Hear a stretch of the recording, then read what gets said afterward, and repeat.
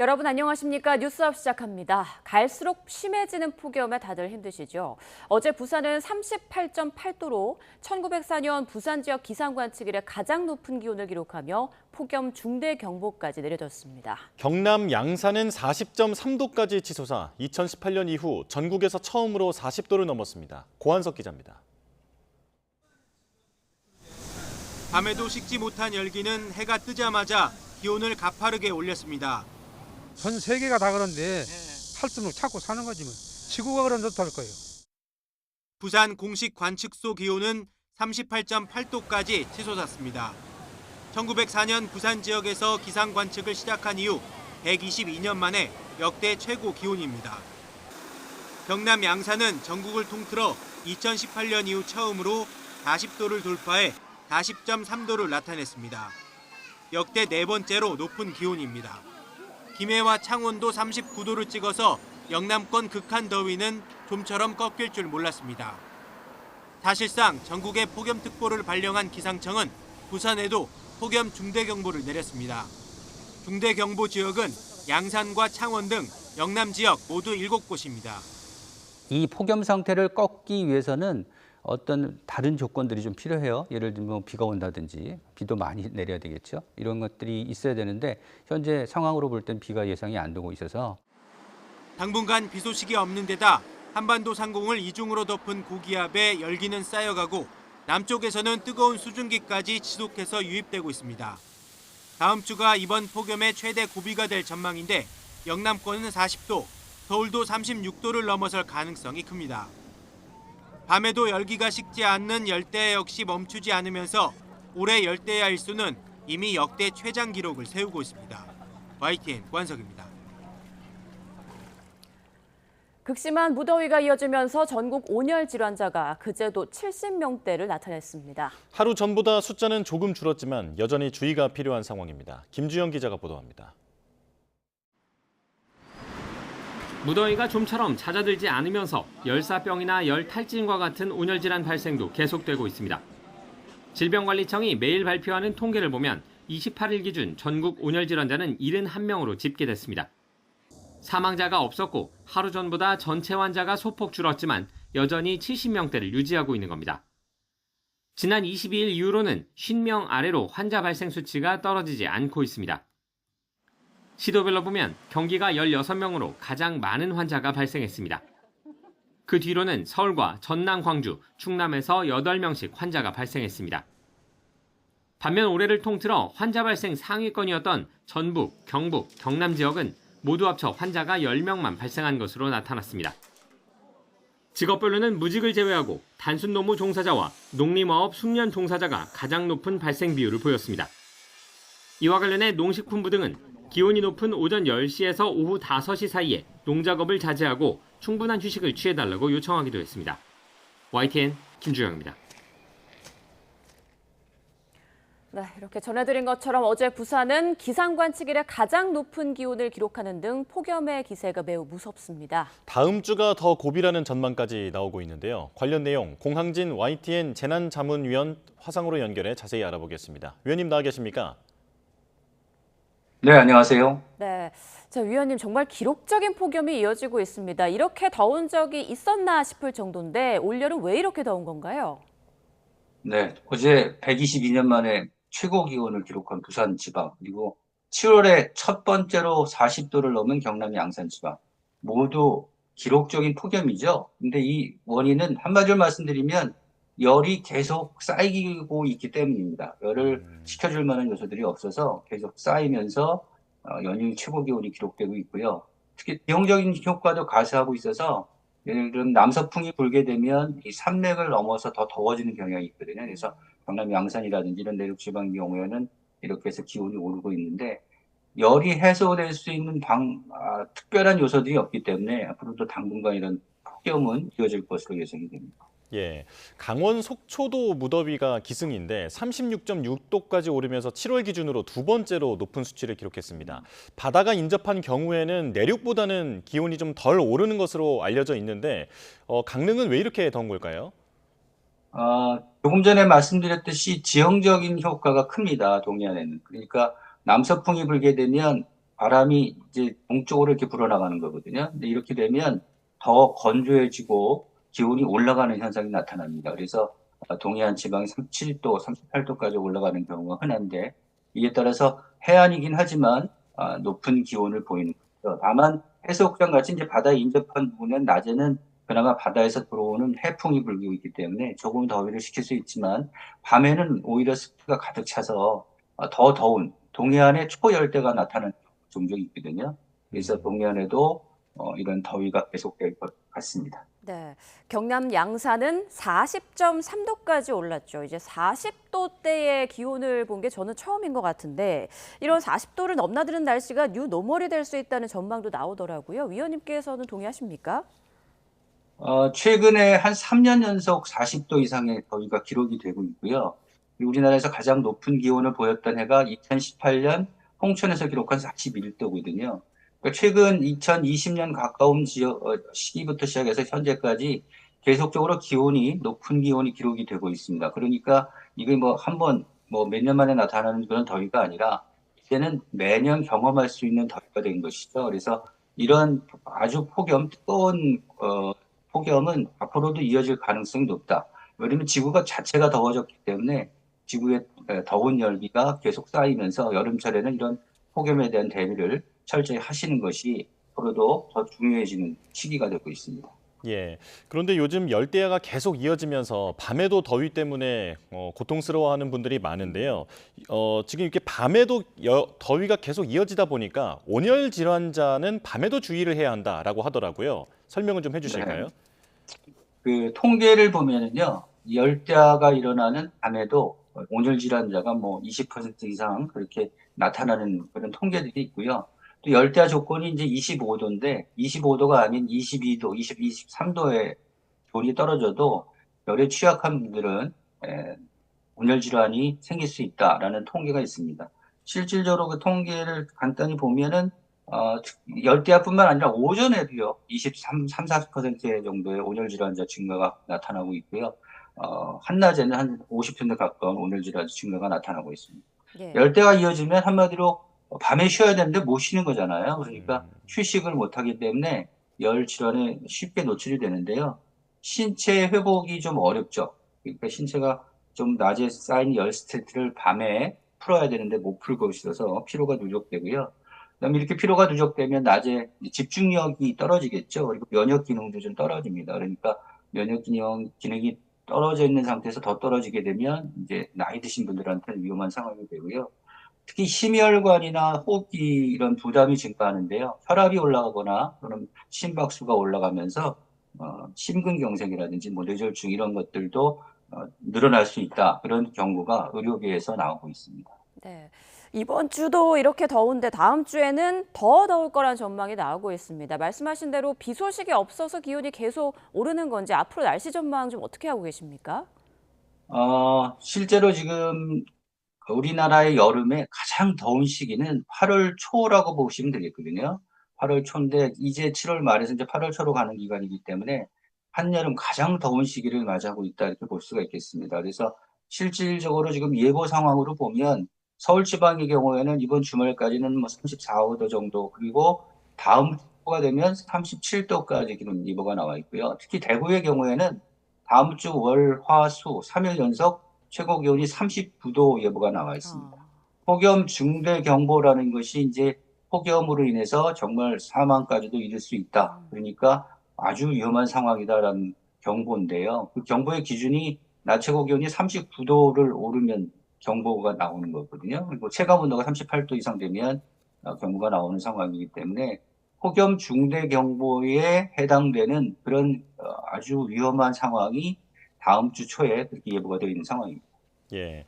이런 가운데 태풍 돌핀이 북상하고 있는데요. 우리나라 날씨에는 어떤 영향을 주겠습니까? 태풍 돌핀이 이제 27일 새벽 3시에 발생을 했지요. 그래서 현재 예상으로는 아마 일본 남쪽을 향해서 진행할 가능성이 큽니다. 태풍의 진로에 가장 큰 영향을 주는 것이 북태평양 고기압, 그러니까 더운 고기압이죠. 이 더운 고기압이 현재 우리나라 남부지방에 중심을 두고 있거든요. 그러니까 태풍이 우리나라 쪽으로 오지 못하고 이 북태평양 고기압을 피해서 가장자리를 따라가면서 중국으로 갈 가능성이 현재로서는 높은데, 근데 이렇게 태풍이 일본 남부를 지나서 중국으로 향하더라도 태풍이 몰고 온 더운 공기가 우리나라에 영향을 줄 가능성이 높죠. 그러니까 폭염을 오히려 더 가중시킬 그럴 가능성도 있습니다. 예. 근데 이제 태풍이 현재로서의 예상이지만 만약에 태풍이 조금 바뀌어서 우리나라 북태평양 고기압의 중심이 조금 동쪽으로 이동하게 되면 우리나라에 영향을 줄 가능성도 아주 없지는 않거든요. 그러니까 태풍이 그렇게 되면 또 강한 비바람을 불고 피해를 주겠죠. 그러니까 태풍에 대한 폭염, 폭우 이런 피해 가능성이 높아진다 이렇게 보실 수가 있겠고요. 현재로서는 좀 멀어서 시기가 좀 멀어서 다음 주 초반까지는 좀 지켜봐야 될 것 같은데 아무튼 우리나라에는 폭염의 강도가 더 강해질 그럴 가능성도 높아지고 있는 상황입니다. 네, 작년에는 우리나라에 직접적으로 영향을 준 태풍이 없었는데 앞서 위원님과 이야기를 나눠봤을 때 올해는 한반도 주변 수온이 좀 높아서 태풍의 강도도 좀 셀 것으로 예상되고 우리나라로 올라올 가능성도 있다, 가능성이 높다 이런 말씀을 해주셨었거든요. 다시 한번 좀 전해주시죠. 지금 우리나라 남부, 제주도 남부 지방의 수온이 이제 28도를 넘는 곳이 있습니다. 그래서 일본 남부 지방까지 거의 30도에 가까운 고수온 영역이 펼쳐지고 있는데, 지난 5년을 쭉 지켜봤더니 올해가 가장 그 해수면 온도가 높습니다. 30도 정도 되는 그 고해수온 영역에서는 태풍이 생기면 태풍의 에너지가 아주 폭발적으로 증가하는 경향을 보이죠. 그러니까 태풍의 에너지는 사실은 해수온, 그러니까 바다의 수온이 높은 경우에 여기서 방출되는 열기를 그대로 받아서 발달하는데 이런 고수온 해역이 다른 해보다 좀 더 넓게 분포가 되어 있어서 태풍이 우리나라 쪽으로 오게 되면 죽지 않고 계속 발달한 상태로 지날 것이다라는 그런 전망이 가능한 겁니다. 현재 태풍 돌핀이 현재는 4 정도의 강도를 갖고 있는데 일본 남부를 지나면 강도 5까지 발달하거든요. 강도 5라고 하면 태풍이 갖는 가장 강한 태풍이라고 볼 수 있는데 이 태풍의 이런 강한 태풍이 우리나라 주변에 나타날 가능성이 크고 이렇게 되면 또 우리나라 서해와 남해, 동해의 수온이 평년보다 한 1도 정도 높은 상황이기 때문에 쉽게 죽지 않고 강한 피해를 줄 가능성이 열리는 것이죠. 근데 북태평양 고기압이 어떻게 이제 움직일 것인가가 관건인데 북태평양 고기압이 이번 태풍 돌핀은 막아낼 수 있을 것으로 보이지만 북태평양 고기압이 조금 동쪽으로 이동하게 되면 우리나라로 태풍의 길이 열릴 가능성도 있고 이렇게 되면 8월 말에서 9월까지 태풍이 올라올 경우 강한 태풍이 될 가능성이 높습니다. 그래서 더욱더 주의가 필요한 상황입니다. 네, 갈수록 여름이 힘든 계절이 되어가는 것 같은데요. 국제학술지 네이처에 따르면 엘니뇨의 영향으로 내년 지구 기온이 역대 최고치를 경신할 수 있다라는 전망이 있더라고요. 자세히 설명해 주시죠. 엘니뇨를 관측하는 그런 곳이 있어요. 그러니까 태평양 지역, 중앙태평양에 이제 있는데 이 태평양의 해수면 온도가 현재 2도, 평년보다 2도 이상 올라가 있는 상태입니다. 기상학적으로 슈퍼엘니뇨라는 표현을 쓰진 않지만 보통 일반적으로 해수면 온도가 평년보다 2도 이상 올라가면 슈퍼엘니뇨라고 하는데 현재 상태가 2도를 넘고 있어요. 근데 이제 이 엘니뇨가 시작되면 보통 한 9개월에서 12개월, 한 1년 정도 이어지는데 올해 그러니까 여름에는 해수면 온도가 좀 높은 상태에서 올라가 있어서 한 2도 정도에 머물지만 이게 겨울이 되면 3도 뭐 이렇게 올라갈 수도 있는 거거든요. 평년보다. 그만큼 수온이 높아지면 방출되는 열이 더 대기에 쌓이겠죠. 이렇게 되면 기온이 크게 올라갈 수밖에 없어서 전 세계에서 내노라한 그런 유명한 전망을 하는 그런 기관들이 내년에는 지구가 경험하지 못한 가장 더운 한 해가 될 것이다. 이렇게 전망을 하고 있습니다. 네. 다만 이제 엘니뇨의 영향은요 조금 지역에 따라 다릅니다. 그래서 우리나라 같은 경우에는 엘니뇨에 직접 영향을 받지는 않고 있거든요. 그래서 어떤 형태로 나타날 것이다라고 얘기하기는 좀 이르고요. 특히 이제 엘니뇨는 여름보다는 겨울에 영향을 주기 때문에 조금 더 변화무쌍한 날씨가 될 가능성은 커지고 일단 내년은 지금까지 경험하지 못한 가장 더운 한 해가 될 가능성이 크다 이렇게 보시면 됩니다. 네, 알겠습니다. 지금까지 공항진 YTN 재난자문위원으로부터 더위 상황과 전망까지 짚어봤습니다. 위원님 고맙습니다. 네, 감사합니다.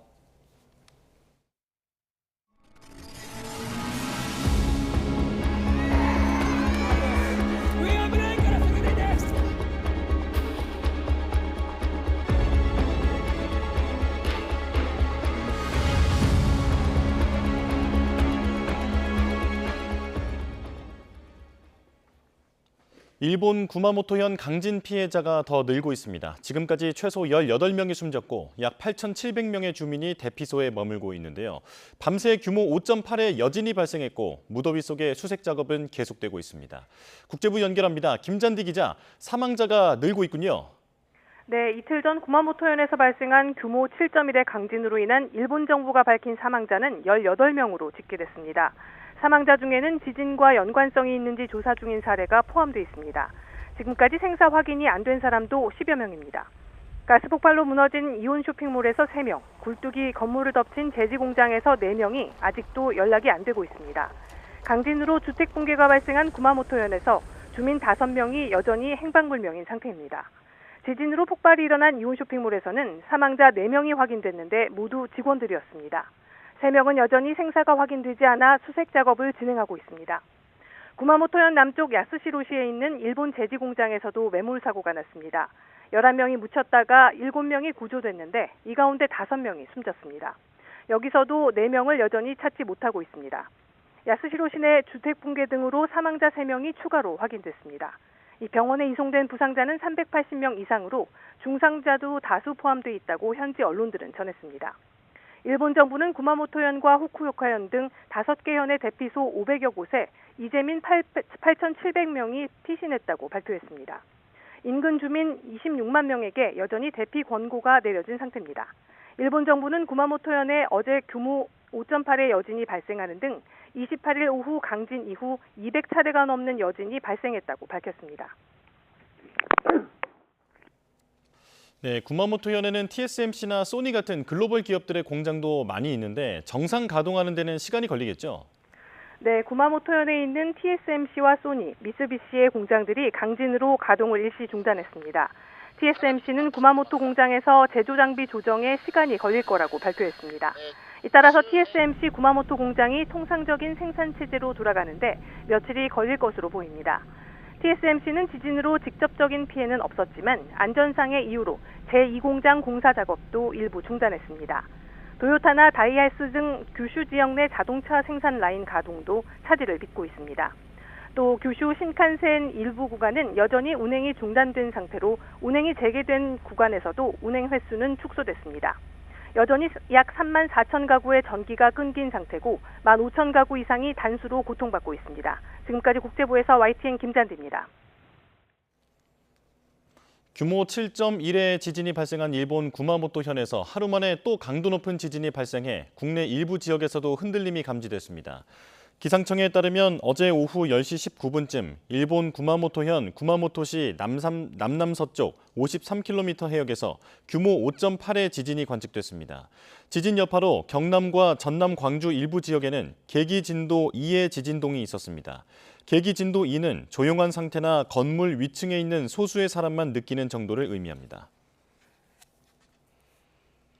구마모토현은 10년 전에도 강진으로 270여 명이 목숨을 잃었습니다. 그런데 당시 사망 원인 대부분은 지진이 아니었다고 하는데요. 어떻게 된 일인지 살펴보시죠.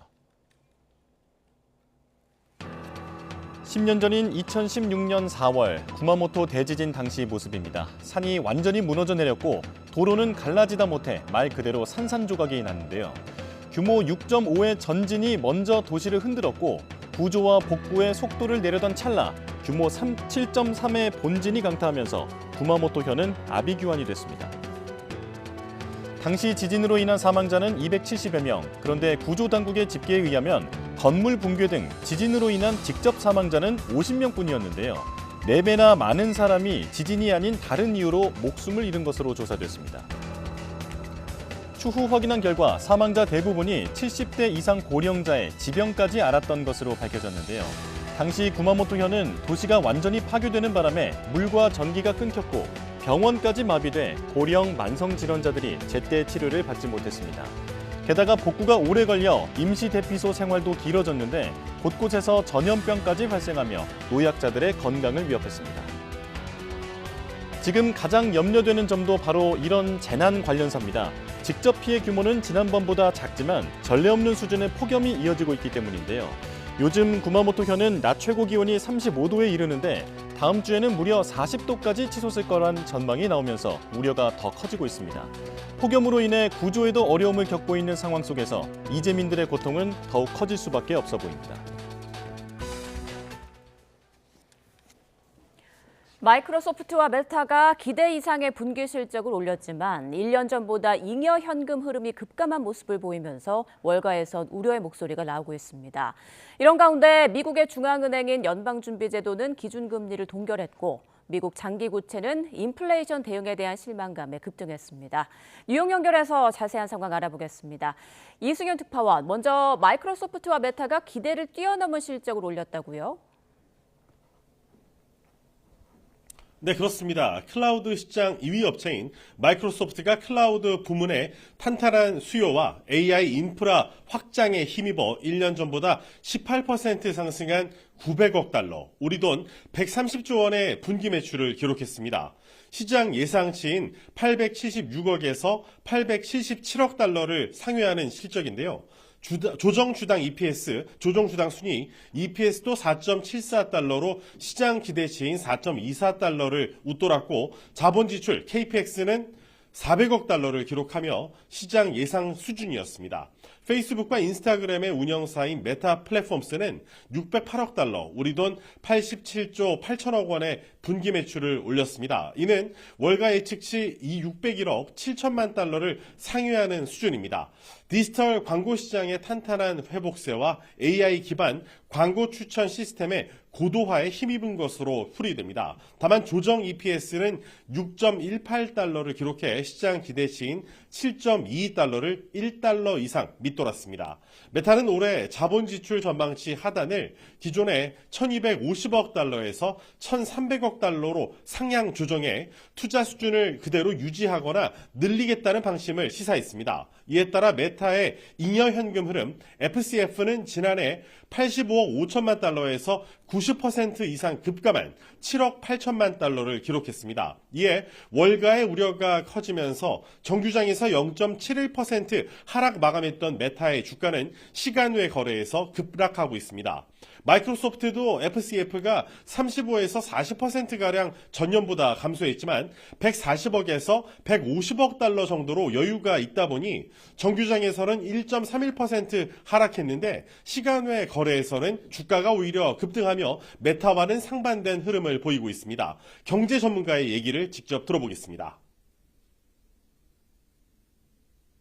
Long-term investors should use volatility as their friend and add to the high-quality names that will be the beneficiaries and winners of the AI build-out. 네, 이런 가운데 연준이 기준금리를 5차례 연속 동결했는데 연준 인사 3명은 금리 인상을 주장하면서 반대표를 던졌다고요? 네, 그렇습니다. 연준은 연방공개시장위원회 FOMC 정례회의에서 기준금리를 올해 1월과 3월, 4월, 6월에 이어서 7월에도 5차례 연속 그대로 유지하기로 했습니다. 연준의 이번 동결로 한국과 미국의 기준금리 차는 상단 기준으로 1%포인트를 유지하게 됐습니다. 금리 결정 표결은 찬성표 9표였고요. 로리 로건 댈러스 연방준비은행 총재와 베스햄의 클리블랜드 연은 총재, 닐 카시카리 미니애폴리스 연은 총재 등 3명은 금리 인상을 주장하면서 반대표를 던졌습니다. 이에 대해서 케빈 워시 연준 의장은 동료들 간에 많은 상호작용이 있었다면서 진짜 집안 싸움이었다고 소개했습니다. 또 연준은 반드시 물가 안정을 이뤄낼 것이라며 마법 지팡이나 완화된 인플레이션 목표치 같은 건 없다면서 오직 목표는 2%라고 강조했습니다. 하지만 채권 시장은 워시 의장의 강경한 어조보다는 금리 동결에 더 주목하면서 인플레이션 대응 의지에 대한 의구심을 드러냈습니다. 이 채권 시장 내의 자경단이 워시 의장의 기자회견 이후 연준이 금리 인상 등 인플레이션 대응에 더 적극적으로 나설 것을 주문하면서 미 국채 투매에 나섰다는 분석입니다. 이에 미 동부 시간 오후 3시 34분 기준 30년 만기 미 국채 수익률은 5.21%로 전장보다 0.1%포인트 상승해 금융위기 이전인 지난 2007년 7월 이후 무려 19년 만에 가장 높은 수준을 기록했습니다. 이로 인해 우량주 30개로 구성된 다우존스 지수는 2.19% 급락했고 대형주 위주의 S&P 500 지수는 1.52%, 기술주 중심의 나스닥 종합지수는 1.74% 하락 마감했습니다. 이런 가운데 월가에서 우려하고 있는 빅테크의 설비 투자 증가와 관련해 워시 의장은 제조업 생산량의 건전한 상승세 유지에 기여하고 향후 성장을 위한 기반을 마련하고 있다면서 긍정적으로 평가했습니다. 워시 의장의 발표를 직접 들어보시죠. The economy output is solid. CapEx and productivity are strong. Labor markets solid, steady. 워시 의장은 특히 기업 설비 투자의 강력한 성장이 눈에 띄고 AI 관련 하이테크 장비와 소프트웨어 분야는 4분기 연속 성장률이 20%에 육박한다고 말했습니다. 그러면서 연준은 흔들리지 않을 것이며 연준의 신뢰성은 이 맡은 임무를 수행하고 책임을 다하는 데 달려있다고 말해 외부 압박에 굴하지 않겠다는 뜻을 밝혔습니다. 트럼프 대통령은 FOMC 회의를 하루 앞두고 금리는 인하돼야 한다며 미국의 국내 총생산 증가율이 12%까지 뛸 수 있다고 주장했습니다. 지금까지 뉴욕에서 YTN 이승윤입니다. 어제 코스피는 6% 가까이 급락하며 6천선이 무너졌습니다.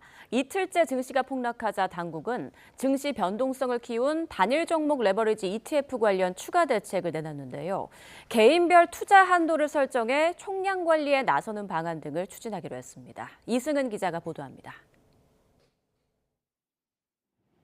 이번 달 코스피 월간 낙폭은 33%대에 이릅니다. IMF 외환위기 때인 1997년 10월 27%대 낙폭보다 큽니다. 증시 폭락 와중에 열린 국회 정무위원회에서는 단일 종목 레버리지 ETF 관련 질타가 쏟아졌습니다. 저희가 지금 IMF 위기를 당한 것도 아니고 금융위기 상황도 아니고 전쟁이 난 것도 아닌데 금융시장이 사실상 거의 지금 붕괴 수준이잖아요. 저는 기본 예탁금 5천만 원으로 인상하는 부분 적극적으로 좀 검토를 하셔야 된다라고 생각을 합니다. 야당은 국정조사 필요성을 언급했습니다. 국회의 국정조사가 실시되어야 한다고 생각합니다. 이러한 상품이 졸속으로 승인된 경우에 대해서 분명하게 책임을 묻고 법적, 행정적 책임을 물어야 된다고 생각을 합니다. 월세 난민 주식 거지라는 이 이종 세대를 완벽하게 완성해가는 그런 책임이 있다. 완성해가는 단계에 있고 이 국민의 절규가 지금 하늘을 찌를 것 같습니다. 금융당국 수장들은 송구하다고 말했습니다. 우리 금융당국이 최종 책임자로서 여러 가지로 국민들께 신뢰라든지 이런 측면에서 저희들이 제대로 부응하지 못한 이런 부분에 대해서 송구하게 생각합니다. 금감원 입장에서도 그 책임에 대해서는 무겁게 받아들이고 있습니다. 그런 뒤 구윤철 부총리 주재로 긴급 시장 상황 점검 회의를 열고 추가 조치를 발표했습니다. 지난 16일 추가 조치로 31일부터 기본 예탁금을 3천만 원으로 올리는 데 이어 개인별 투자 한도를 설정해 총량 관리하기로 했습니다. 총 투자 금액의 20% 이내를 예시로 들었습니다. 또 긴급 상황에서 시장 안정화 조치를 할 수 있는 법적 근거를 마련하기로 했습니다. 선물 시장에서 운영 중인 과다 호가 부담금 적용 등의 방식으로 거래 비용 부담을 늘려 지나친 거래 행태를 제한하기로 했습니다. 또 사전 교육 외에 모의 거래도 도입해 투자자의 신중한 판단을 유도하기로 했습니다. YTN 이승은입니다. 김용범 청와대 정책실장은 우리 증시에서 유독 변동성이 도드라지는 구조적 요인에 대해 금융위원회와 금융감독원에서 점검해 보려 한다고 말했습니다. 이재명 대통령의 브라질 국빈 방문을 수행 중인 김 실장은 현지 시각 28일 기자들과 만나 레버리지 ETF뿐 아니라 전반적인 상황을 점검해야 한다며 이같이 밝혔습니다. 다만 지난 2-3개월 동안 큰 변동성이 나타난 건 우리 시장만이 아니었다며 반도체와 인공지능 주식 전체의 향배를 둘러싼 논쟁이 이어지는 과정에서 영향을 받는 것이라고 설명했습니다. 네, 이어서 정치권 주요 현안들 자세히 짚어보겠습니다. 오늘은 이동학 전 더불어민주당 최고위원, 이창근 국민의힘 하남을 당협위원장과 함께합니다. 안녕하십니까? 안녕하세요. 네, 자 보안수사권 전면 폐지를 포함한 형사소송법 개정안 어제 국회 법사위를 통과했고 오늘 본회의에 상정될 것으로 보이는데, 자 민주당 왜 이렇게 속도를 내는 건가요? 글쎄요, 10월 2일 날 중수청과 공수청이 출범 예정되어 있습니다. 예. 그러니까 그거에 맞게 사실은 지금 이미 법안 성안 작업을 그저께 이제 마쳤는데 사실 이거는 6개월 전에 마치고 나머지 실무적인 작업들도 준비할 것들이 상당히 많습니다. 이제 그 부분과 관련돼서 너무 차일피일 늦어지게 되다 보면 현장에서의 실무에서 굉장히 큰 혼란이 또 발생될 것이다. 이렇게 생각이 됐었기 때문에 이 부분은 일정 부분 큰 틀에서는 정리가 됐던 부분이었기 때문에 이렇게 이제 추진할 수밖에 없다. 그런 말씀을 드리고요. 다만 이제 차제에 나타날 만한 여러 가지 우려점들이 여전히 있는 건 사실입니다. 이제 그런 부분들도 보완 작업을 끊임없이 해나가야 된다 말씀드립니다. 국민의힘에서는 민주당이 결론을 다 정해놓고 회의를 했다. 국민의힘 의원들을 들러리 세웠다. 이렇게 비판을 하던데 오늘 법안이 상정되면 바로 필리버스터에 들어가는 건가요? 저희가 할 수 있는 방법이 그것밖에 없지 않습니까? 왜냐하면은 민주당은 소위를 열고 했지만 법안을 상정은 됐지만 실제 국민의힘 의원안에 대해서는 제대로 된 심사나 논의를 한 적이 없어요. 그 얘기는 뭐냐면 이미 결론을 정해놨기 때문에 심지어 민주당 내에서도 합리적인 의원이 발의한 그런 형사소송법 개정안조차도 그냥 묵살됐지 않습니까? 그리고 그분들도 당내 강경파 의원들한테 굴복하고 당론을 따르겠다 했지 않습니까? 결국 이 모든 것은 국민의힘이 그간의 의심의 눈초리를 거두지 못했던 이재명 대통령의 공소 취소, 공소 기각 이 부분과 결부돼 있다 이렇게 주장했는데 그게 여실히 드러난 거예요. 왜냐하면은 사실 보안수사권 폐지는 서둘 문제가 아니에요. 이미 검찰개혁에서 큰 틀인 수사와 기소 분리는 완성이 됐습니다. 그래서 10월 달에 공소청과 출범이 하지 않습니까? 근데 공소청이 출범하고 나서 최소한의 보안수사권을 가지라고 하는 건데 이 부분에 대해서는 사실 심도 있게 논의를 해야 돼요. 근데 앞서 말씀드린 것처럼 공소 취소, 공소 기각과 결부됐다는 게 정치 공세가 아니었다는 게 나타난 것이 어떻게 됐습니까? 법안 심사 소위에서 은근슬쩍 공소 기각에 대한 사유가 2가지가 추가가 됐어요. 그것이 현격히 또 중대한 이러한 자의적인 판단의 문구를 써가면서 위법 수사 이런 것이 추가됐단 말이에요. 그렇다면 공소 기각에 대해서 공소 취소에 대해서 야당이 우려했던 게 현실화됐고 이 얘기는 결론적으로 민주당의 당내 강경파와 결국 청와대, 이재명 대통령, 민주당 내 합리적 의원들이 결합을 했다밖에 볼 수 없는 거예요.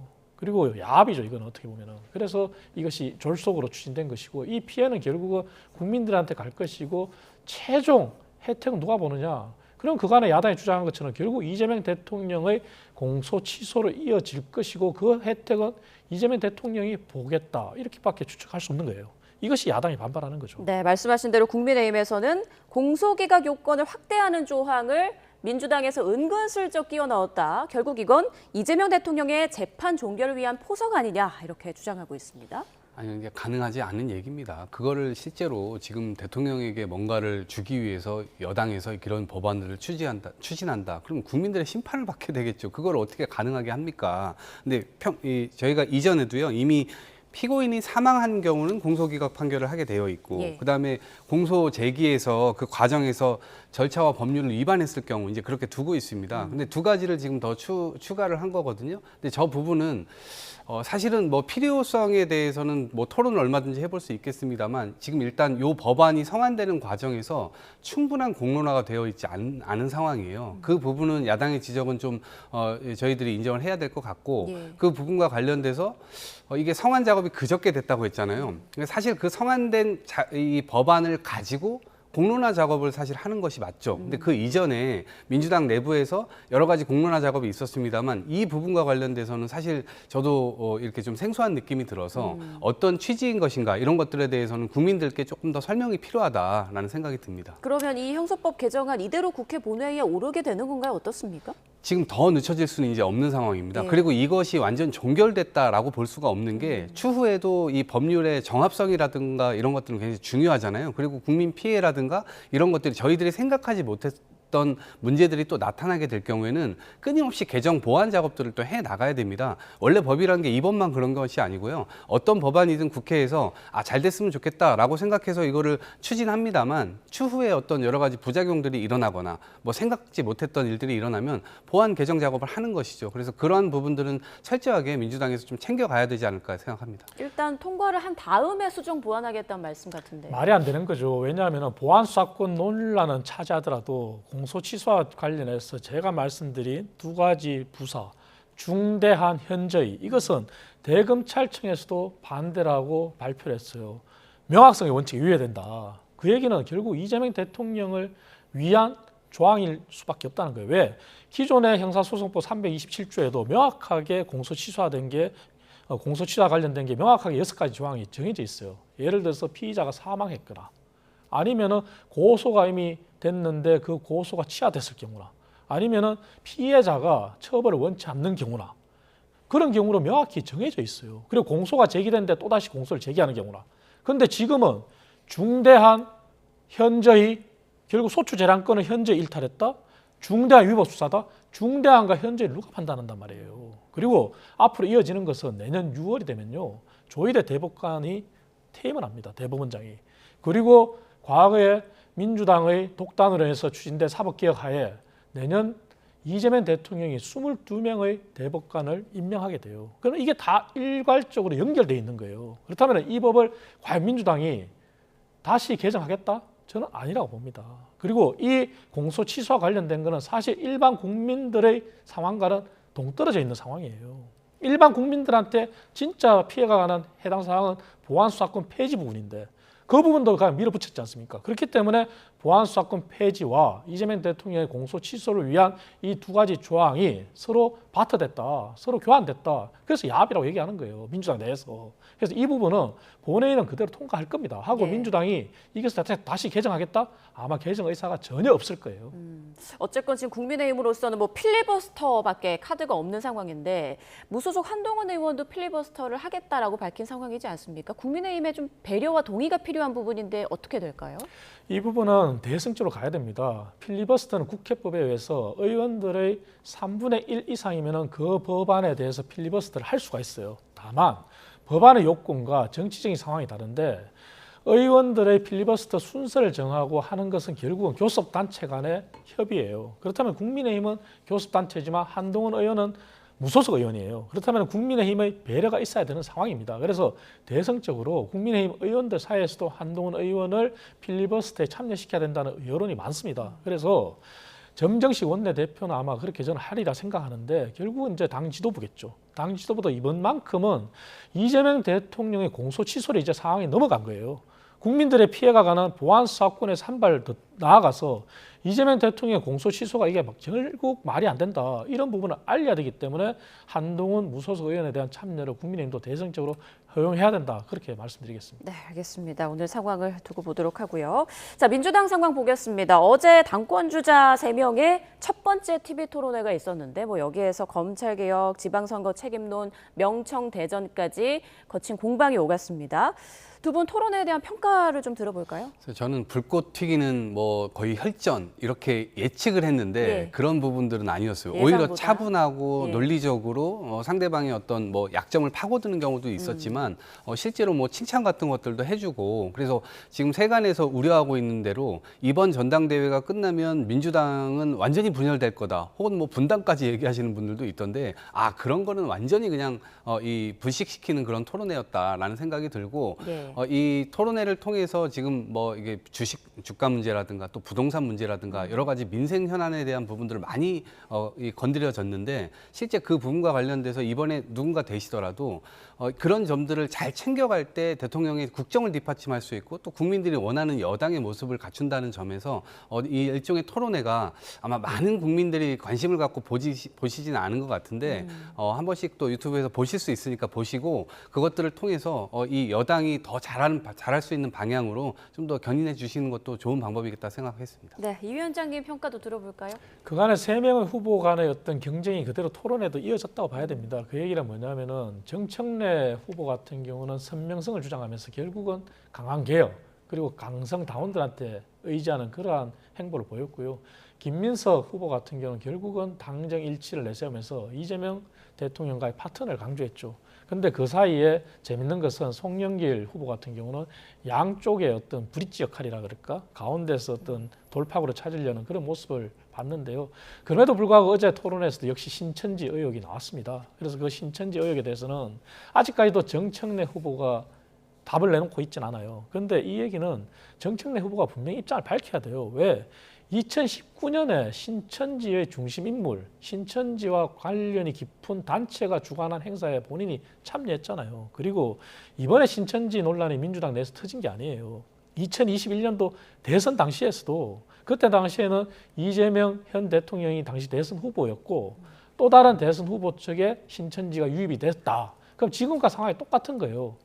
친명 후보 외에 다른 쪽에 신천지가 유입됐다는 게 똑같이 이어지고 있거든요. 그렇다면 정청래 후보가 답을 해야 되고 민주당도 내에서 여론이 나오는 것처럼 이번 신천지 논란은 국민의힘은 그간의 신천지 논란과 관련해서 잘못을 인정했고 이미 국민의힘은 어떻게 됐습니까? 야당이지만 압수수색도 받고 조사를 받고 하지 않습니까? 그렇다면 여당도 이건 넘어가면 안 됩니다. 우리 헌법을 지키는 차원에서는 정치와 종교는 분리해야 되거든요. 그런 차원에서 민주당도 이 부분에 대해서는 앞으로 수사를 받아야 될 거라 생각합니다. 네. 자, 그리고 앞서 조정식 국회의장의 현직 대통령 연임 개헌과 관련한 발언이 큰 파장을 일으켰죠. 여기에 국회의장과 청와대가 진화에 나섰지만 국민의힘은 강하게 공세를 펴고 있습니다. 장동혁 대표, 연임은 없다 이 5글자를 이재명 대통령이 직접 언급해야 한다라고 말을 했는데 이에 대한 생각은 어떠세요? 그러니까 언급을 해도 못 믿겠다, 거짓말이다 이렇게 할 것 같아요. 그럼에도 불구하고 저는 대통령께서도 뭐 지난 명시적으로 2차례나 그런 이야기를 했거든요. 예. 헌법 128조 2항에 이거는 할 수 없게 되어 있습니다. 현직 대통령에 대해서는 개헌을 한다 하더라도 적용되지 않게 되어 있어요. 근데 이걸 어떤 수로, 무슨 수로 이거를 적용하게 하겠습니까? 그러니까 국회의장님의 실수라고 저는 생각을 하고요. 예. 이 부분과 관련돼서 대통령께서 한 번 더 해도 이게 질문 자체가 어떤 질문이냐면 당신이 사람인지 아닌지를 밝혀라. 이런 질문이거든요. 질문도 어리석고요. 그것에 대해 답변을 하는 것도 참 어리석어요. 제가 사람입니다. 이 얘기를 해야 되는 거잖아요. 그러니까 저는 지금 국민들께서 보시기에 내년엔 선거가 없는 해이기 때문에 개헌을 좀 한번 해보자. 그리고 정치권이 상대방을 무너뜨려야만 내가 되는 이 구조 자체를 권력 구조부터 대통령에게 너무 큰 힘이 실려 있고 또 대통령이 망해야만 우리가 다시 집권할 수 있는 그러한 체계 자체를 좀 바꾸고 협력의 질서를 만들기 위해서 노력을 해보자라는 취지에서 내년도에 한번 논의를 해보자라고 하는 건데 이제 그 부분을 거부하기 위해서 또는 부정하기 위해서 대통령 연임하려고 그러는 거 아니냐라고 하는 전략적으로 저는 사용하고 있다고 보거든요. 예. 이제 이 부분은 제가 볼 때 가능하지도 않은 부분이고 만약에 그걸 시도한다고 했을 때 민주당원들이 어떤 당원들입니까? 그리고 민주당 의원들도요. 독재 타도 외치면서 지금까지 성장해 오신 분들이에요. 근데 그거를 헌법을 어기고 한 번 더 하려고 혹시라도 시도를 하게 될 경우에 가만히 있겠습니까? 애초에 말이 안 되는 이야기이기 때문에 저는 국민의힘에서도 요 정도 하시고 이제 개헌 논의에 국가의 대승적 미래를 위해서 함께 논의해 주셨으면 어떨까 생각합니다. 네, 실수라고 말을 함에도 국민의힘에서는 이재명 대통령의 연임을 대한 속내가 드러난 거다 이렇게 계속 공세를 펴고 있던데 앞으로도 계속 좀 공세 이어갈 생각일까요? 이거는 공세로 보기에는 민주당 측에서 스스로 반성을 해야 됩니다. 이동학 위원님 말씀처럼 되면은 사실 좋죠. 하지만 민주당의 행태가 안 되는 것도 되게 한 게 민주당이지 않습니까? 그간에 검찰개혁, 사법개혁 민주당이 단독으로 다 밀어붙였어요. 그리고 앞서 설명드린 것처럼 사법개혁의 피해가 지금 나타나고 있어요. 그리고 이번에 검찰 수사 기소는 이미 분리됐는데 보안수사권의 폐지에서도 최소한의 장치를 마련하자 그랬는데 이것도 밀어붙이기로 했어요. 그리고 모두가 다 정치공사로 했지만 국민의힘의 정치공사다. 하지만 어떻게 됐습니까? 형사소송법 개정안에 대통령의 공소 취소와 관련된 두 가지 조항이 끼워 넣기로 됐어요. 그렇다면 이 헌법 개정도 저는 불가능하지 않다고 봅니다. 뭐냐면 현행 헌법은 물론 현직 대통령의 개헌이 이루어졌을 때 현직 대통령 적용을 하지 않는다는 게 명시가 돼 있어요. 하지만 새로운 헌법에 현직 대통령도 적용을 받는다고 넣으면서 주장하면은 그건 또 어떻게 될까요? 그래서 민주당이 그간에 보여준 행태가 단 하나도 이치에 맞지 않고 밀어붙이기 했기 때문에 저희는 의심의 눈초리를 못 거두는 거예요. 그래서 그러한 말씀을 대통령이 지금 상황이 불거진 상황에서 직접 말씀하시기를 듣고 싶은 거예요. 공소 취소 부분도 저희가 선거 내내, 지방선거 내내 그 주장을 했어요. 이재명 대통령 스스로 재판 중지와 관련해서 얘기한 것처럼 공소 취소도 백지화시키겠다고 말을 하라 그랬어요. 얘기 안 했지 않습니까? 안 하고 나서 형사소송법 개정안에 은근슬쩍 두 가지 조항이 끼워 넣어졌어요. 그렇다면 이번도 마찬가지예요. 그간의 행태를 봤을 때는 못 믿겠는 거예요. 그래서 대통령 스스로 말씀하신다면 국민의힘도 지금의 상황을 거둘 수가 있겠죠. 네, 알겠습니다. 이재명 대통령이 연임과 관련해서 다시 한번 입장을 명확히 밝힐지 좀 두고 보겠습니다. 지금까지 이동학 전 더불어민주당 최고위원, 이창근 국민의힘 하나물 당협위원장과 함께했습니다. 두 분 고맙습니다.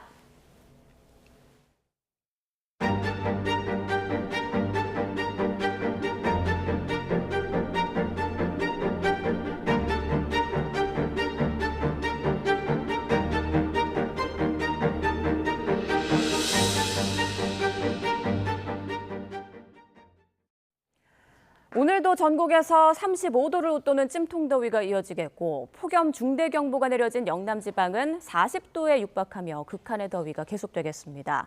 기상청은 뜨거운 이중고기압 영향권에서 오늘도 전국이 무덥겠고 특히 지형적인 효과가 더해지는 영남 지방은 생명을 위협할 정도의 극한 더위가 이어지겠다고 밝혔습니다. 오늘 낮 기온은 양산과 부산이 39도, 대구 37도까지 치솟겠고 서울과 광주는 34도로 어제와 비슷하거나 조금 더 높겠습니다. 특히 밤 사이에도 서울 등 전국의 체감 온도가 30도에 육박해 초열대야 수준의 더위가 예상됩니다. 가마솥 더위가 내륙뿐 아니라 바다에도 영향을 주고 있습니다. 일부 해역에 고수온 경보가 내려지면서 남해안 양식장에서는 어류 폐사가 잇따르고 있습니다. 나연호 기자입니다. 바닷가 바로 옆에 자리 잡은 육상수조 양식장입니다. 무더위에 지친 넙치들이 힘에 겨운 듯 수면까지 올라와 헐떡입니다. 어미는 배를 뒤집은 채 죽은 고기를 쉴 새 없이 뜰채로 건져냅니다. 넙치 7만 마리를 키우고 있는 이곳 양식장에서는 최근 엿새 만에 6천 마리가 폐사한 것으로 나타났습니다. 적정 수온이 24도 이하여야 하지만 한낮에는 28도 넘게 치솟습니다. 수조에 끌어오는 바닷물 수위가 낮아지는 썰물이나 늦은 오후에는 수온이 30도까지 오르내립니다. 지난 21일 인근 해역에 내려진 고수온 주의보는 27일부터 경보로 격상됐습니다. 액화산소를 공급하는 등 해볼 수 있는 건 다 해봤지만 다 키운 고기가 죽어가는 것을 지켜볼 수밖에 없었습니다. 아주 마음이 아프죠. 자식을 버리는, 자식을 잃은 이런 기분으로 생활하고 있습니다. 조기출하를 종용을 하고 있지만 그게 힘들고 안 됩니다. 실질적으로. 지금까지 완도 어가 6곳에서 어류 9만 2천 마리가 폐사한 것으로 집계됐습니다. 그런데 아직 여름이 많이 남아 피해가 눈덩이처럼 불어나지 않을지 걱정입니다. 지난해에도 9월까지 이어진 무더위에 완도에서만 어류 80만 마리가 폐사했습니다. 앞으로 수온이 떨어지지 않는 이상 계속 아마 폐사가 좀 계속 증가할 것으로 지금 보고 있습니다. 또다시 시작된 고수온 피해에 어민들의 속은 까맣게 타들어가고 있습니다. YTN 나연호입니다. 폭염특보가 이어지는 경남 밀양은 끝이 안 보이는 가뭄까지 겹쳐 농민 고통이 이만저만이 아닙니다. 1994년 이후 가장 적은 강수량 탓에 농업용수를 공급하는 저수지가 바닥을 드러냈습니다. 임형준 기자입니다. 물이 가득 차 있어야 할 저수지가 바닥을 드러냈습니다. 저수지 곳곳은 거북이 등처럼 쩍 갈라졌습니다. 근처 다른 저수지와 함께 일대 마을 4곳에 농업용수를 공급하는 곳인데 저수율은 1% 남짓. 제가 서 있는 곳은 저수지 한복판입니다. 바닥은 보시는 것처럼 비스킷처럼 바짝 말라 쪼개져 있고 손으로 흙을 살짝 만져도 힘없이 부서져 버립니다. 저수지 물로 벼농사를 짓는 농민들은 걱정이 이만저만 아닙니다. 근처 양수장에서 물을 끌어다 써도 해가라는 역부족인 상황. 여기서 30년 벼농사를 지은 농민도 경험한 적 없는 가뭄입니다. 좀 많이 심각해요. 많이 심각하고 보다시피 이런 상태로 돼가 있으면은 수확량이 급속도로 떨어집니다. 벼농사를 포기한 사람들도 있고. 심각한 밀양 지역 가뭄은 올해 유독 적게 내린 비 때문입니다. 1973년 기상 관측 이래 최악의 폭염으로 기록된 1994년 이후 두 번째로 강수량이 적었습니다. 언제 끝날지 알 수 없는 폭염에 가뭄까지. 농사는 하늘이 짓는다는 말이 있지만 잔인한 올해 여름과 씨름하는 농민들에게 하늘은 야속하기만 합니다. 농사일을 지가 묵고 사는데. YTN 임명준입니다. 실내 건설 노동자들이 작업 중지권을 보장하고 안전모 착용 기준을 합리적으로 운영하는 등 폭염 대책을 마련하라고 노동당국에 요구했습니다. 한국마루노동조합과 권리찾기 유니온 등은 어제 서울고용노동청 앞에서 기자회견을 열고 실내 공사 현장에서는 온도가 38.5도까지 치솟지만 물과 냉방장치, 적절한 휴게 시간 등이 보장되지 않는다며 이같이 밝혔습니다. 단체는 정부에서 폭염 안전 5대 수칙을 발표했지만 실내 공사 현장에서는 지켜지지 않아 노동자들이 더욱 극한의 더위에 내몰리고 있다고 주장했습니다.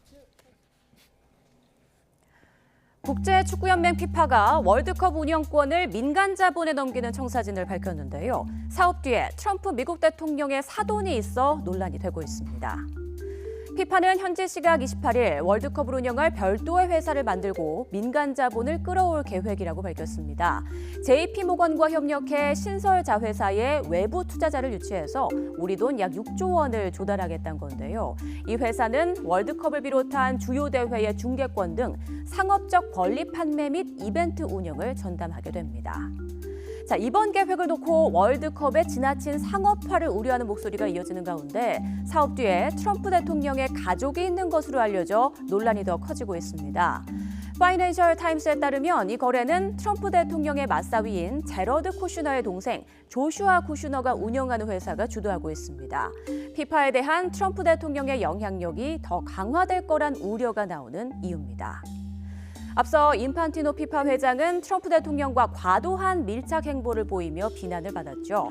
지난해 12월 FIFA 평화상을 만들어 트럼프 대통령에게 수여하는가 하면 이번 북중미 월드컵에선 경기 중 퇴장당한 미국 선수 발로건의 징계를 1년 유예하며 편파 논란도 불러왔습니다.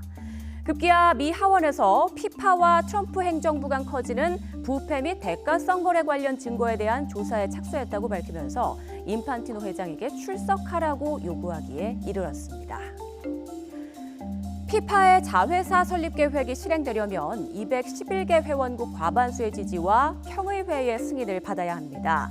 FIFA는 수익이 늘어나면 각 회원국에 지급하는 발전기금이 배 이상 늘어난다며 설득하고 있지만 유럽축구연맹은 넘지 말아야 할 선을 넘었다며 축구는 거래 대상이 아니고 FIFA가 축구를 팔 권리도 없다고 반발했습니다.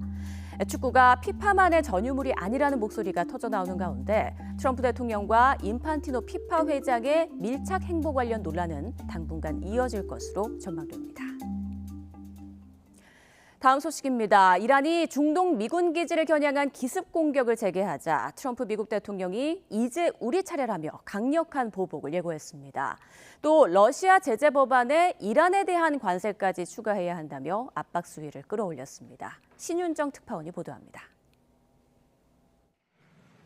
트럼프 미 대통령은 이란의 요르단 미군 기지 기습 공격에 강도 높은 군사 대응을 예고했습니다. 백악관에서 기자들과 만난 트럼프 대통령은 이제 우리 차례라며 이란을 매우 강하게 타격하겠다고 밝혔습니다. But they nevertheless took a shot, so it's our turn. And we'll see if we get there with an agreement at some point, but we're going to hit them very hard. 트럼프 대통령은 폭스뉴스와의 전화 인터뷰에서는 욕설까지 섞어가며 한층 격한 반응을 보였습니다. 그러면서도 이란의 기습 공격을 받고 불과 몇 분 만에 목표물을 모두 요격했다며 미군이 성공적으로 대처했다고 강조했습니다. 또 이라크 내 친이란 민병대를 암적 존재라며 이란 대리 세력에 대한 추가 경고도 검토하고 있다고 밝혔습니다. 이집트군의 미 LNG 저장 설비가 드론 공격을 받은 사건과 관련해서는 곧 정리될 거라며 추가 대응을 시사했습니다. 의회가 추진 중인 러시아 제재 법안에 이란에 대한 제재뿐 아니라 관세 부과 권한도 포함돼야 한다고 주장했습니다. So I'd like them to add Iran as tariffs, not just as sanctions. I think it's important. 중국이 이란에 미사일 발사대를 지원할 거란 보도에는 사실이라면 매우 놀라운 일이라며 시진핑 주석이 자신을 실망시키지 않길 바란다는 경고를 남겼습니다. 트럼프 행정부는 이란이 호르무즈 상선들에서 사실상 통행료를 갈취했다면서 이란 기관 2곳을 제재 대상에 지정하며 자금줄 압박 수위도 높였습니다. 워싱턴에서 YTN 신윤정입니다.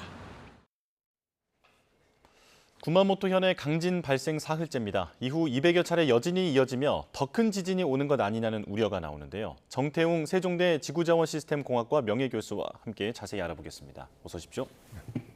네. 자, 이번 지진 10년 전에 대지진이 났던 곳에서 또 발생하다 보니까 여러 가지 가능성이 제기되고 있습니다. 히나구 단층이라는 곳에서 지진이 발생했더라고요. 10년 전에 에너지 방출이 끝난 줄 알았는데 이번에 왜 또 지진이 발생했을까요? 그러니까 히나구 단층은 80km 정도 길인데요. 네. 3등분이 되고 있습니다. 그 10년 전의 지진은 맨 북쪽에 있는 3분의 1가량의 지진이 그 깨졌는데 그게 한 전진을 일으켰어요. 그게 한 네. 규모 6.5에. 그 2016년 그러니까 10년 전에 지진 이후에 대대적인 조사를 해가지고 그 히나구 단층 그 나머지 부분은 앞으로 깨질 가능성이 상당히 농후하다 해가지고 대비를 하고 있었는데 마침 이번에 그 지진을 발생한 겁니다. 예. 그렇다면 이제 추가 지진이 계속 발생할 가능성이 농후했기 때문에 충분히 알고 좀 대비를 해놓은 상황이다라고 말씀을 해주신 건데요. 자, 이 히나구 단층 S등급 단층이라고 부르던데 이게 정확히 어떤 뜻입니까? 그러니까 그 일본에서 그 활성 단층을 구분할 때 S등급, A등급 뭐 그 S등급은 3% 이상 지진 발생 가능성이 A등급은 0.1에서 3% 뭐 하여튼 굉장히 낮은 그 가능성인데 그 등급이 낮다고 해가지고 그 발생하지 않느냐. 오히려 낮은 데서 또 발생이 한 경우도 많아서 그 임의적으로 그 확률 통계상으로 했기 때문에 예외가 충분히 있는 그런 숫자입니다. 아무튼 그런 확률 통계상으로 S등급 해가지고 상당히 높은 가능성을 매겨놨는데 이번에 난 것입니다. 예. 그렇다면 10년 전에도 말씀해 주신 것처럼 전진이 있었고 그 이후에 규모 7.3의 더 큰 강진이 오지 않았습니까? 이번에도 그럴 가능성이 있을까요? 그러니까 이번에 난 게 그 3등분한 거의 중간 부분입니다. 네. 그 바다 쪽에 그 거기는 아직 깨지지 않았고요. 그러니까 그 거기까지 한꺼번에 깨지면 뭐 8까지는 날 수 있다 이렇게 예상을 하고 있는데 아무튼 요번에 깨지지 않는 그 바다 쪽이 깨진다면 또 7급이 날 수도 있는 그런 상황이 되겠습니다. 예, 가능성은 충분히 있는 상황이다라는 말씀이시죠? 네. 자, 그리고 우리나라에서도 진동이 계속 감지되고 있는데 좀 의아한 건 그 도쿄보다 우리나라에서 진동이 더 크게 느껴졌다고 하더라고요. 이건 왜 그렇습니까? 그러니까 그 지진이 나면은 땅에 굉장히 많은 균열이 생깁니다. 네. 그러면 그 균열을 지진파가 이렇게 전달해 갈 때 균열이 있는 데는 많이 감쇄를 해가지고 없어지고 그 지진이 안 난 데는 그냥 판판해가지고 지진파가 그대로 에너지가 전달이 됩니다. 바로 그 한반도라든가 중국 대륙까지 그 지진이 거의 없는 데기 때문에 에너지가 그대로 전달돼가지고 일본에서의 진동이 오히려 도쿄보다 우리나라에 더 크게 이렇게 전달되는 그런 상황이 되겠습니다. 예, 그러니까 한반도는 단단한 지반 위에 있기 때문에 그 부분에 충격이 곧바로 전달이 돼서 오히려 도쿄보다도 충격이 더 많이 느껴졌다라는 말씀이신데요. 그렇다면 걱정되는 건 한반도의 어떤 지진 활동을 깨우는 계기가 될까 봐 이게 좀 걱정입니다. 어떻게 보십니까? 그러니까 과거에도 이렇게 통계를 보면은 동일본 대지진이 나가지고 그 곧바로 몇 년 후에 경주 지진이 났지 않습니까? 그러니까 이웃에서 큰 지진 동이 발생하면 바로 그 한반도에 있는 활성 단층이 그 촉발돼 가지고 지진이 일어나는 그런 상황이 충분히 예상이 되고 있습니다. 그러니까 예. 이 일본에서의 지진 활동을 무시하지 않고 이렇게 예의주시할 필요가 있는 겁니다. 우리나라에 있는 그 단층이 양산 단층이라는 게 있더라고요. 이건 그 위험도가 얼마나 되는 단층일까요? 그 위험도라고 하면은 뭐 일본의 그 이번 지진과 내와 같이 뭐 S 등급 이런 식으로 매기면 상당히 낮은 등급인데요. 네.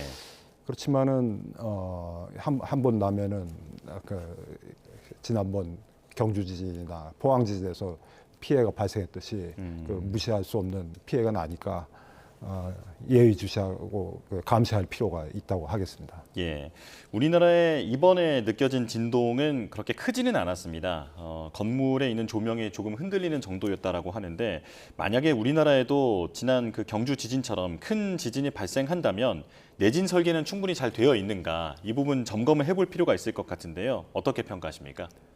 그러니까 지금도 저 학계에서 논란거리인데요. 과연 우리나라에서 일본과 같은 7급이 진도 7급의 지진이 나느냐 아니면 그렇지 않느냐.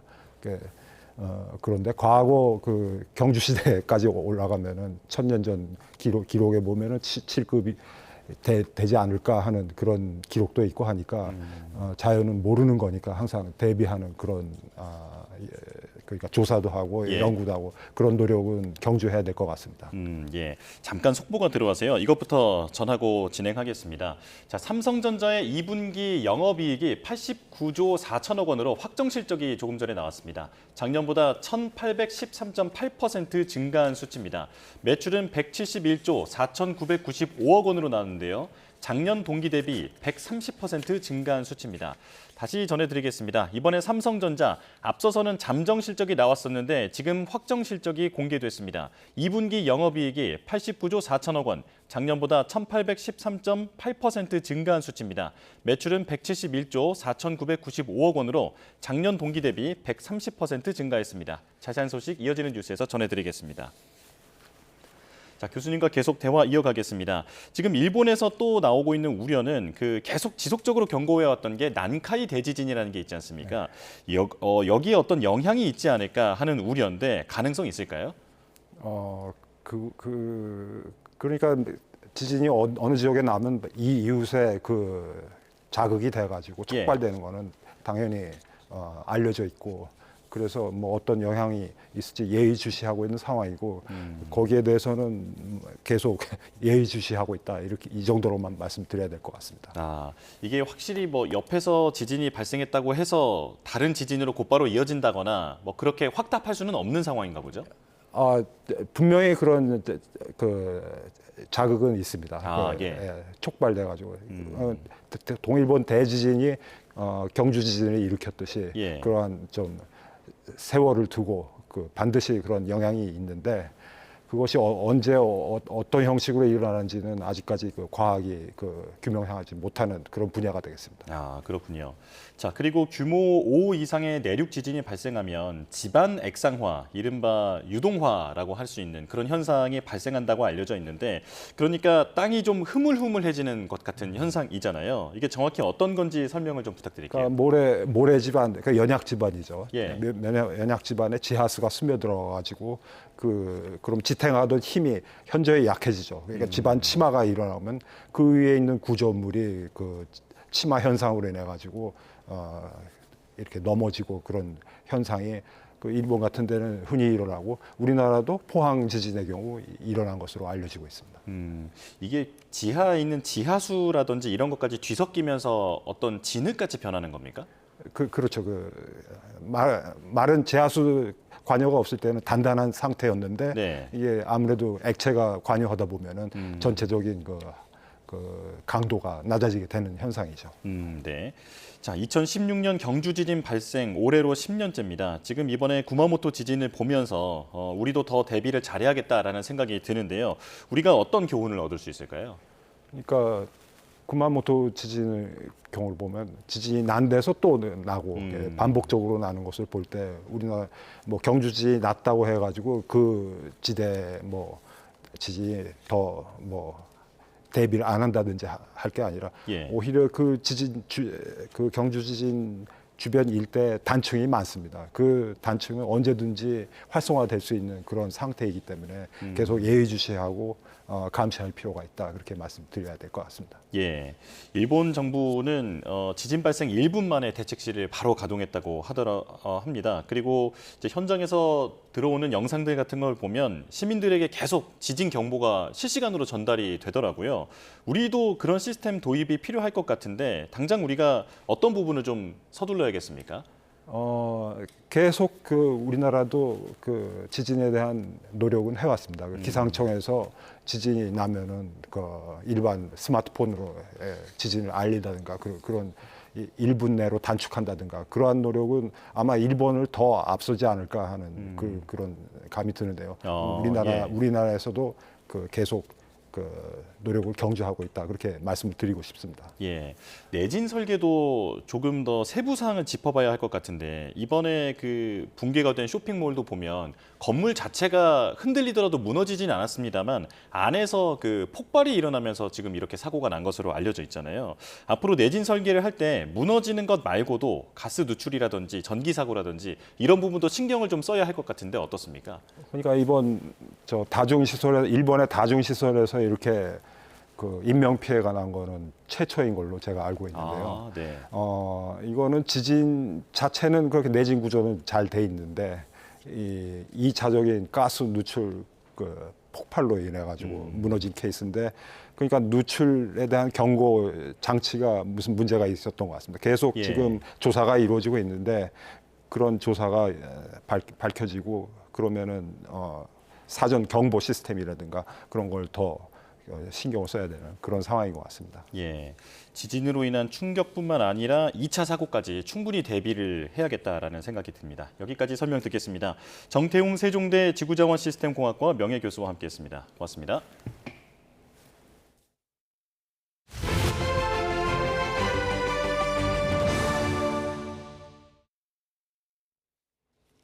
서울 강남권과 용산구 등 일부 고가 아파트의 올해 보유세가 역대 최고 수준을 기록할 것으로 전망됩니다. 다음 달 초 발표되는 부동산 세제 개편안에는 1세대 1주택자의 공시가격이 32억 원을 넘으면 초고가 주택으로 분류해 더 많은 종합부동산세를 부과하는 방안이 검토되고 있습니다. 오인석 기자의 보도입니다. 지난해 서울 아파트 가격이 급등하며 고가 아파트가 밀집한 강남과 서초, 송파 등 강남 3구의 공시가격은 24.7% 상승했습니다. 강남 3구와 용산구의 공시가격 30억 원 초과 단지 9개 주택형의 올해 보유세를 산출한 결과 5개 주택형의 보유세가 역대 가장 높은 것으로 분석됐습니다. 서초구 반포동 반포자의 전용 84제곱미터 1주택자는 올해 예상 보유세가 1,810만 원으로 나타났습니다. 지난해보다 40% 이상 증가한 것으로 역대 최고였던 2021년 1,653만 원을 뛰어넘었습니다. 아크로 리버파크 전용 84.97제곱미터와 레미안 퍼스티지 84.93제곱미터 등 시뮬레이션 대상 아파트의 올해 보유세도 역대 최고 수준이었습니다. 공시가격이 큰 폭으로 뛰었기 때문에 현재 제도 하에서도 고가주택의 경우에는 전년도에 냈었던 세금보다 적게는 한 40%에서 많게는 50% 정도까지 더 보유세가 인상될 예정입니다. 정부는 다음 달 초 부동산 세제 개편안 발표를 앞두고 초고가 주택에 대한 보유세 강화 방안을 집중 검토하고 있습니다. 1세대 1주택자 기준 공시가격이 32억 원을 넘으면 초고가 주택으로 분류해 보다 높은 종합부동산세를 부담하는 방안을 들여다보고 있습니다. 공시가격 32억 원은 과세표준 12억 원으로 이를 넘길 경우 3주택 이상에 적용되는 중과세율을 부과하는 방안이 검토되고 있습니다. 높은 세율을 적용해 종부세 부담이 그만큼 커지게 되는 셈입니다. 고령자 장기 보유자에게 최대 80%의 공제 혜택을 주는 종부세 세액 공제도 고령자 공제는 유지하면서 장기 보유 공제율은 낮추는 방안이 검토되고 있습니다. YTN 오인석입니다. 주식 특정 종목에 호재가 있는 것처럼 기사를 쓰고 주가를 띄워 차익을 챙긴 일당이 재판에 넘겨졌습니다. 돈 받고 기사를 쓴 것만 1,800여 건에 달했습니다. 최승훈 기자가 보도합니다. 전직 회계사와 기자로 구성된 일당 7명은 거래량이 적어서 비교적 시세 조작이 쉬운 중소형 주식을 먹잇감으로 삼았습니다. 종목이 결정되면 각자 주식을 매수했고 범행을 주도한 전 회계사 A씨가 호재가 있는 것처럼 보이는 특징주 기사 초안을 만들었습니다. 기자들은 약속한 시점에 SNS 채팅방에서 암호를 주고받으며 기사를 내고 주가가 오르면 팔아치웠습니다. 이런 수법으로 지난 2020년 10월부터 5년 동안 모두 85억 원을 챙긴 것으로 조사됐습니다. 피고인들은 당시 먹을 거 위주로 찾아보자며 소형주로 특징주를 쓰면 잘 먹힌다는 식의 대화를 한 사실이 확인되었습니다. A씨는 주식 매매 프로그램인 HTS에는 주로 기사 제목만 노출된다는 점을 노려 투자자들이 호재가 있는 것처럼 오해할 만하게 꾸몄습니다. 공모한 기자들은 한 건에 30만 원씩 받고 1,800여 건을 보도한 것으로 조사됐습니다. 검찰은 일당 7명 가운데 3명을 구속 상태로 나머지는 불구속 상태로 기소했습니다. 비슷한 수법으로 혼자 7억 원을 챙긴 기자 B씨도 재판에 넘겨졌습니다. 검찰은 재산 추적을 통해 피고인들의 차량과 부동산 등 범죄 수익을 압수하고 주식시장 교란 행위에 대해 앞으로도 엄정히 대응하겠다는 방침입니다. YTN 최승훈입니다. 증시 보겠습니다. 미국 연준의 금리 동결과 빅테크 실적까지 해석이 분분한 상황에서 우리 증시가 개장했습니다. 오늘은 어떻게 움직일지 개장 상황 직접 보겠습니다. 자, 코스피는 빨간불 그리고 코스닥은 파란불이 켜져 있는 상황인데요. 조금 전에 나왔던 삼성전자 실적부터 다시 한번 전해드리겠습니다. 확정 실적이 나왔는데요. 올 2분기 연결 기준으로 매출은 171조 4,995억 원, 지난해 같은 기간보다 130% 증가했습니다.